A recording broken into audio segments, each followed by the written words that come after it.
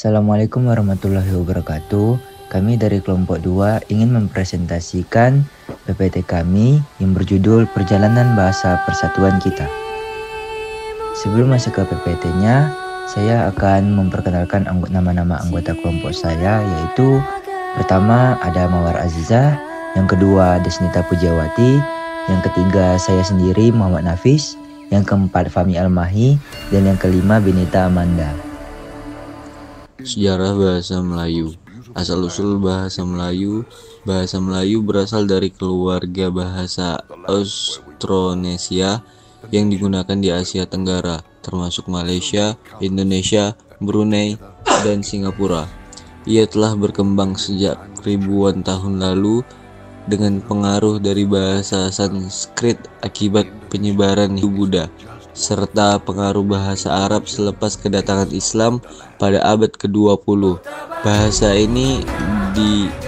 ini distandarkan sebagai bahasa kebangsaan di Malaysia dan Indonesia. Bahasa Melayu kini merupakan bahasa utama dalam banyak negara di Asia Tenggara dan terus berkembang dengan pengaruh global. Penyebaran bahasa Melayu di Nusantara digunakan oleh para saudagar. Bahasa Melayu juga kerap digunakan oleh para saudagar. Mudah diterima. Bahasa Melayu cenderung mudah diterima oleh Nusantara karena digunakan bahasa perhubungan antar pulau, antar suku, antar pedagang, antar bangsa, hingga antar kerjaan tersebar ke pelosok Nusantara. Peran-peran perdagangan dalam perkembangan bahasa Melayu. Perdagangan memainkan peran penting dalam perkembangan bahasa Melayu sebagai lingua franca di Nusantara. Sejak abad ke-7, pelabuhan-pelabuhan utama seperti Srivijaya, Melaka, dan Makassar menjadi pusat perdagangan yang menghubungkan pedagang dari berbagai bangsa, termasuk India, Cina, Arab, dan Eropa. Melayu digunakan sebagai bahasa perantara untuk memudahkan komunikasi antara pedagang yang berlatar belakang budaya dan bahasa yang berbeda. Peranannya dalam perdagangan menjadikannya bahasa yang meluas di seluruh kepulauan Melayu dan membantu perkembangan dan penyebaran bahasa ini di seluruh Nusantara. Pengaruh kerajaan-kerajaan Melayu. Kerajaan-kerajaan Melayu seperti Srivijaya, Majapahit, Melaka, dan Brunei memainkan peran penting dalam penyebaran dan perkembangan bahasa Melayu sebagai kerajaan yang kuat dan berpengaruh. Mereka menjadikan bahasa Melayu sebagai bahasa resmi dalam pemerintahan, perdagangan, dan kebudayaan. Misalnya di Melaka, bahasa Melayu digunakan dalam pentadbiran dan menjadi bahasa pengantar utama dalam hubungan dengan pedagang asing. Pengaruh kerajaan-kerajaan ini membantu bahasa Melayu tersebar luas di Nusantara dan diterima sebagai bahasa utama di berbagai wilayah. Proses transformasi. Masa penjajahan dan pengaruhnya. Masa penjajahan adalah periode ketika suatu negara atau bangsa menguasai wilayah lain, baik secara politik, ekonomi, maupun budaya, dengan tujuan untuk mengeksploitasi sumber daya alam dan manusia. Pengaruh penjajahan terhadap Indonesia sangat besar, antara lain yang pertama, eksploitasi sumber daya alam. Penjajah mengambil kekayaan alam Indonesia seperti rempah-rempah, hasil tambang, dan hasil bumi lainnya untuk kepentingan negara penjajah. Yang kedua, pembangunan infrastruktur. Penjajah membangun jalan, pelabuhan, dan rel kereta api, meskipun sebagian besar bertujuan untuk memperlancar eksploitasi ekonomi dan pengawasan terhadap rakyat. Yang ketiga, perubahan sosial dan budaya. Penjajahan memperkenalkan sistem pendidikan barat, agama Kristen, serta sistem administrasi kolonial, namun juga mengakibatkan kerugian budaya lokal dan hilangnya banyak kebebasan. Yang keempat, ketidakadilan dan penindasan. Rakyat Indonesia mengalami penderitaan akibat pajak yang tinggi, kerja paksa, dan sistem tanam paksa yang merugikan petani. Sumpah Pemuda 1928. Sumpah Pemuda adalah sebuah deklarasi penting yang diambil pada 28 Oktober 1928 oleh para pemuda Indonesia dari berbagai suku, agama, dan daerah yang berkumpul dalam Kongres Pemuda II di Jakarta. Isi dari Sumpah Pemuda terdiri dari 3 poin utama. 1. Kami putra-putri Indonesia mengaku bertumpah darah yang satu, tanah air Indonesia. 2. Kami putra-putri Indonesia mengaku berbangsa yang satu, bangsa Indonesia. 3. Kami putra-putri Indonesia menjunjung bahasa persatuan bahasa Indonesia. Kongres Bahasa Indonesia. Kongres Bahasa Indonesia adalah pertemuan penting yang diselenggarakan oleh para tokoh bahasa dan budaya Indonesia untuk membahas dan memperjuangkan kedudukan bahasa Indonesia sebagai bahasa persatuan. Kongres pertama diadakan pada 28–30 Mei 1938 di Jakarta. Kongres Bahasa Indonesia berperan besar dalam memperkokoh posisi bahasa Indonesia sebagai bahasa nasional dan simbol identitas bangsa Indonesia. Peran tokoh-tokoh bahasa.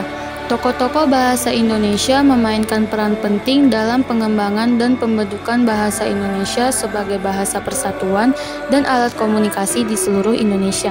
Beberapa tokoh utama dan peran mereka adalah yang pertama, Muhammad Yamin sebagai salah satu tokoh utama dalam perumusan Sumpah Pemuda. Yamin juga berperan dalam memperjuangkan bahasa Indonesia sebagai bahasa nasional. Yang kedua, Suetomo adalah salah satu pelopor penggunaan bahasa Indonesia dalam dunia pendidikan dan pergerakan nasional. Yang ketiga, Ali Audah dikenal karena kontribusinya dalam pengembangan bahasa Indonesia, khususnya dalam hal penulisan dan pembekuan ejaan serta tata bahasa. Yang keempat, R.A. Kartini. Meskipun lebih dikenal sebagai tokoh emansipasi wanita, Kartini juga memiliki peran dalam pengembangan bahasa Indonesia, terutama dalam menulis dan mengirim surat-surat yang berisi pemikiran-pemikiran yang memperkenalkan bahasa Indonesia dalam konteks modern. Yang kelima, Hasanuddin. Sebagai seorang ahli bahasa, Hasanuddin berperan dalam upaya perumusan dan pengembangan tata bahasa Indonesia yang lebih baku. Perkembangan bahasa Indonesia. Ejaan Van op Huijsen. Ejaan Van op Huijsen adalah sistem penulisan bahasa Indonesia yang diperkenalkan oleh seorang ahli bahasa Belanda, J. Van op Huijsen, pada tahun 1901. Ejaan ini bertujuan untuk menyusun dan menyederhanakan cara penulisan bahasa Melayu yang pada saat itu menjadi cikal bakal bahasa Indonesia. Ejaan Suwandi. Ejaan Suwandi juga dikenal sebagai Ejaan Republik, diperkenalkan pada 17 Maret 1947 sebagai pengganti Ejaan Van op Huijsen. Ejaan ini bertujuan untuk menyederhanakan penulisan bahasa Indonesia pasca kemerdekaan. EYD atau ejaan yang disempurnakan merupakan salah satu dari tata bahasa terpenting bahasa Indonesia. EYD memuat aturan-aturan tata bahasa Indonesia yang perlu dikuasai oleh seluruh penutur bahasa Indonesia, baik pelajar dari tingkat sekolah dasar hingga perguruan tinggi maupun masyarakat umum. WEBI atau Pedoman Umum Ejaan Bahasa Indonesia merupakan pedoman ejaan bahasa Indonesia terbaru dari sepanjang sejarah ejaan bahasa Indonesia. Ejaan bahasa Indonesia yang sebelumnya berlaku dikenal dengan EYD, yaitu ejaan yang disempurnakan. Nah, selanjutnya ada perbandingan bahasa. Contoh kata-kata Melayu versus bahasa Indonesia. Ambek di bahasa Melayu sama dengan ambil di bahasa Indonesia. Awak di bahasa Melayu sama dengan saya di bahasa Indonesia. Cakap di bahasa Melayu sama dengan berbicara di bahasa Indonesia. Bahasa Melayu versus bahasa Indonesia memiliki persamaan dan perbedaan tiap keduanya. Karena bahasa Indonesia memiliki lebih banyak kosakata yang berasal dari bahasa Jawa dan bahasa Belanda. Meski bahasa Indonesia didasarkan dan didominasi dari bahasa Melayu Riau. Selanjutnya ada pengaruh bahasa asing. Bahasa asing dapat mengaruhi budaya, teknologi, dan komunikasi antar bangsa. Penggunaan bahasa asing juga dapat mengaruhi struktur bahasa dan kosakata dalam bahasa lokal. Yang ketiga, ada perbedaan dengan bahasa Melayu Malaysia. Bahasa nasional atau resminya adalah Melayu, yang merupakan bahasa ibu kelompok etnis mayoritas Melayu. Kelompok etnis utama di Malaysia meliputi Melayu, Tiongkok, dan India, dengan beberapa kelompok etnis lainnya yang terwakili dengan jumlah yang lebih kecil, masing-masing dengan bahasa mereka sendiri. Terakhir, ada perkembangan modern, ditandai dengan industrialisasi dan transformasi masyarakat dari pertanian subsisten menjadi ekonomi berbasis produksi. Proses ini mengganggu nilai-nilai dan praktik budaya tradisional dan melahirkan budaya konsumerisme. Oke, kesimpulannya adalah bahasa Indonesia memiliki peran yang sangat penting sebagai alat pemersatu bangsa Indonesia. Karena generasi muda memiliki peran yang sangat penting dalam membangun masa depan bangsa.